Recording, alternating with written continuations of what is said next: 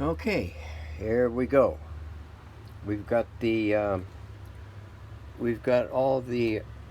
Let me get a pointer here. We got all the lugs of these particular switches with the wiring removed and added at the opposite end of the connection, like this green wire, blue wire, the other green wire, blue, yellow, this blue, this brown, that green goes under, tracks underneath the push button assembly. That way I leave them slightly long on this end, and I'll trim once I lace them in through this area to the appropriate lug that they go to, and that will allow me, because you can't connect the opposite ends of these, like this connection here. There's three connections here: the black, the yellow, and the green. You can't access this terminal board right here once this push button assembly goes back in. I mean, you can, but you'll cause yourself a lot of grief. So what I do is I go ahead and tie it to this side. I take the old wire loose and pre-measure out the replacement wire and add an extra half to an inch onto it. That way it will be long enough, because I can access all of these lugs, most all of these lugs, at least the lugs that are important to this procedure here, and I can quickly easily solder them back onto the push button assembly. So that's what we're getting ready to do right now. I've just about burnt out my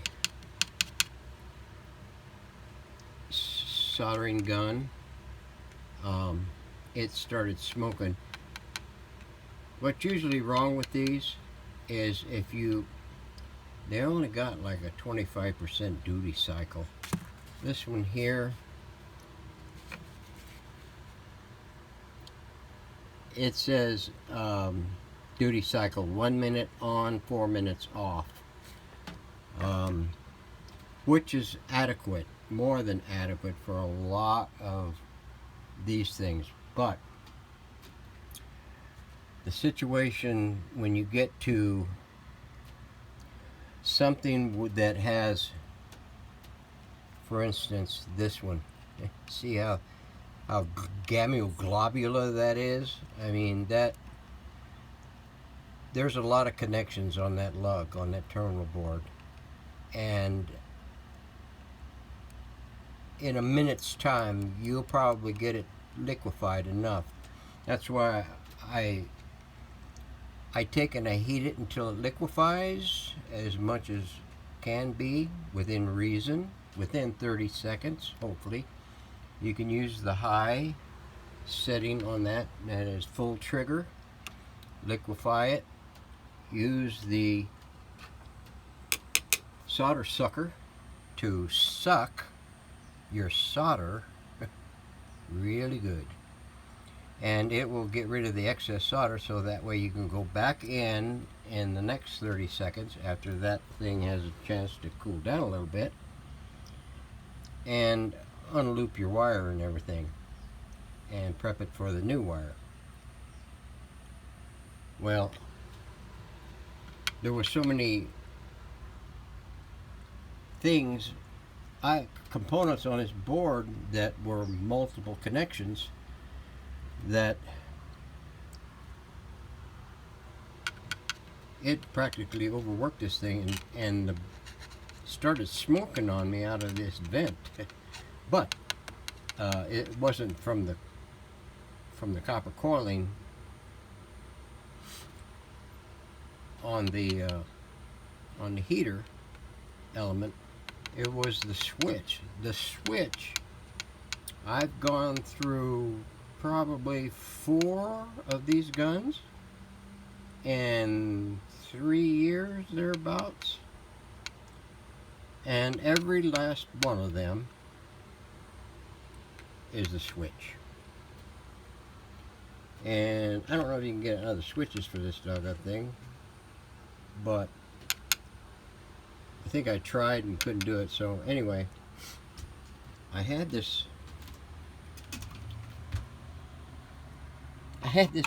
pedal switch that I bought for some other reason, and used it once and never used it again. And so I spliced it into that hot lead on that cord and removed the hot lead on the trigger and stuck it over on the secondary side to the high wattage connection, and I'm going to trigger it with my foot. Where there's a will, there's a way. And other than that, these things here will dog you, and nothing worse than trying to get critical work done and have an issue with your gun. So fortunately I had this super duper there that I could use to rework some of the stuff in the interim, and now I'm ready for bear again now. So that's what we're going to be. My new gun will be here today. Trouble is, with the post office the way it is, it's liable not to be here till midnight. It used to be here. What time is it? It is 11:30 almost. They're usually here 10:30, and as of late they haven't been here until 11 or 11:30. And since the week prior to the 4th of July, they don't get here until like 6:30 p.m. So go figure. And no wonder they're stressed out and they're shooting each other. So anyway, that's what we're going to be doing now. We're going to take up the battle and slide this sucker back into position and start making the interconnections back into the board and to the trimmer pattern adjustments here for the various bands. So stay tuned. We'll go and come back whenever we get that process done. Okay, here we are. We've got the push button assembly back in and connected, and we got the power cord in, the fusing, and we've reinstalled the lead socket to the speaker. I've yet to get the lamp assembly back in. Right now, before we do that, I am going to well, I'll do the lights now, and then we'll do the coil and trimmer assembly for the push button settings. Here we have all the connections back for the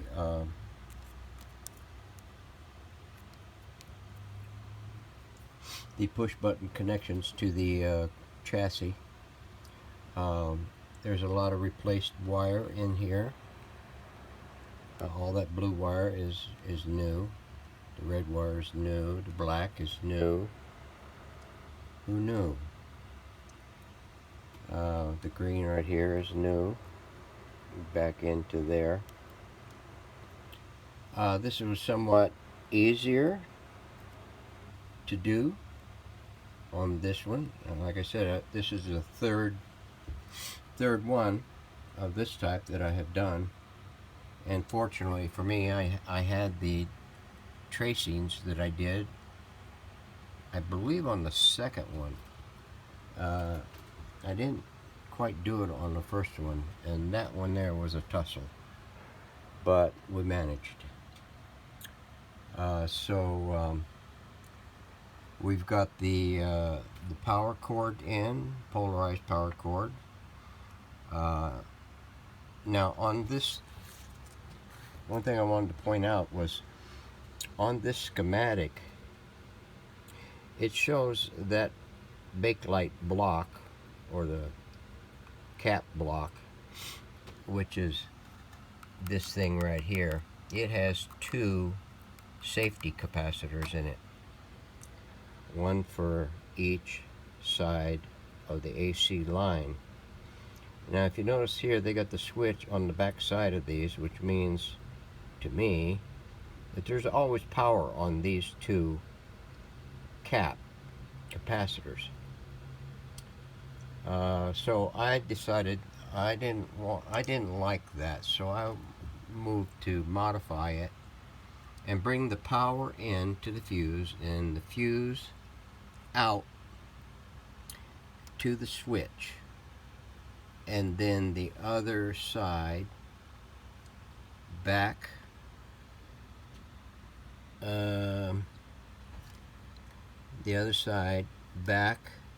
and to the bakelite block. And of course this line here goes back in. That's your hot lead back in. This one over here is your common lead, comes off the common side of, or the fat blade of the power cord. So that way these capacitors in here aren't, when the set is off, there's no power going through them. So I didn't like leaving them with power constantly on them all the time. It just, I believe it would just doggone weaken them and wear them out. Even though they're fail-safe, it should increase their life longevity, unlike my own. So that's what we're going to do there. Now, we're going to move to this thing as soon as I get those lamps tied in, because I'm going to block myself out right here, getting the connections to the lamps if I put this assembly back in place. Now before I do that, I just wanted to touch base with everyone on how you can verify that your coiling is still good after you've cleaned it. One side of the coil, all the coils are tied to a bus bar.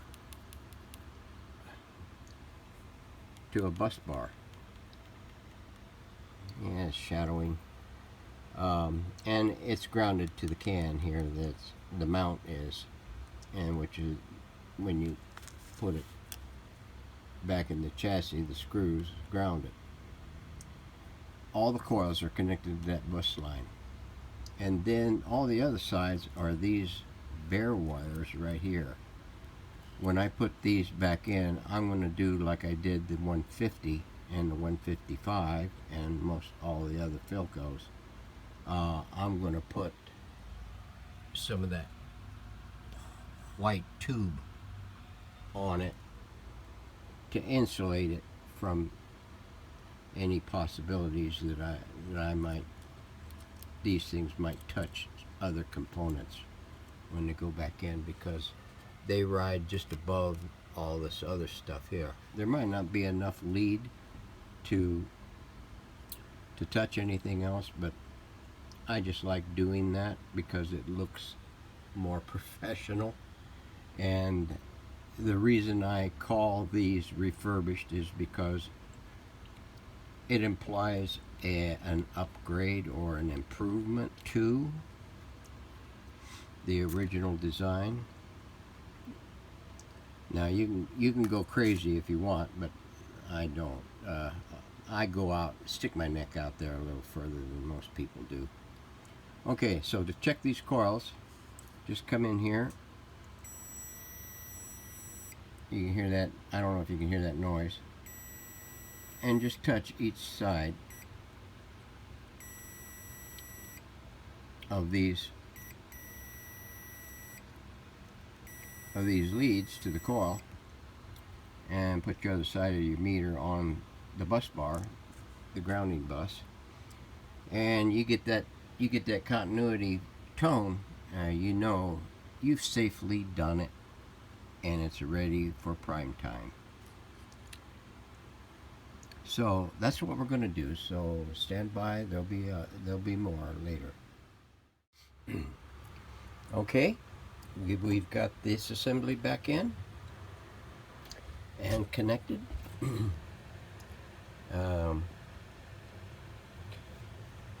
Use the black as a smaller diameter.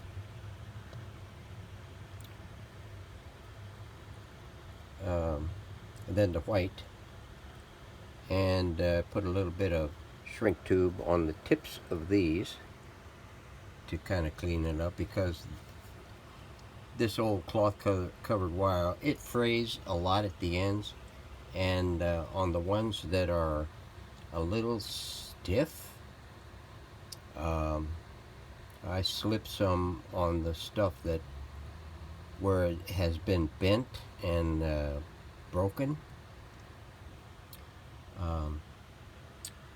So we got the lamps hooked in, and let's see, what else was there that we were going to do? I'm going to flip this thing over. We've got the bracket set up. The next thing in line is getting the tuner back in, and so stay tuned. All right, here we are. We got the transformer can back on. We've got the dial mount back mounted on. We've got the, excuse the shadows, we got the tuner mounted back and soldered in, and we've got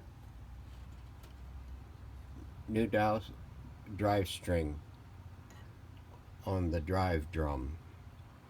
We're going to use the original string. It's still in real good condition. The needle is getting dressed. We've got the dial lamps in and mounted back in their mounts, and the felt bumper pad for the push button areas. We're gonna do the